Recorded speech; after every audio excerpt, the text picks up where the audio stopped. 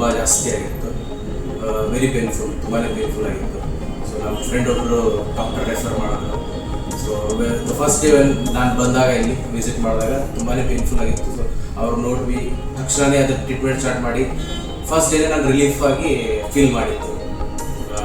And next day treatment start ಆದಾಗೆಲ್ಲ ಇವ್ರ ಕಡೆಯಿಂದ ಫಾಲೋಅಪ್ ಬರೋದಾಗ್ಬೋದು ಅಥವಾ ಮೆಡಿಕೇಶನ್ಸ್ ಟ್ರೀಟ್ಮೆಂಟು, ಈವನ್ ವಾಟ್ಸಪ್ಪಿಂದಲೂ ಕಾಂಟ್ಯಾಕ್ಟ್ ಮಾಡೋವಂಥ ಫೆಸಿಲಿಟೀಸು ಇದೆ, direct contact through doctor. So ತುಂಬ ಕೇರ್ಫುಲ್ಲಾಗಿ ಎಲ್ಲ ಕ್ಲಿಯರ್ ಆಗಿತ್ತು, ಟ್ರಾನ್ಸ್ಪರೆನ್ಸಿ ತುಂಬ ಇತ್ತು. ನಾನು ಏನೇ ಕೇಳಿದ್ರು ಡಾಕ್ಟರ್ ಹತ್ರ ಏನು ಮುಚ್ಚಿ ಮರೆಯಲ್ದೇನೆ ಕ್ಲಿಯರಾಗೆಲ್ಲ ಹೇಳ್ಕೊಟ್ರು.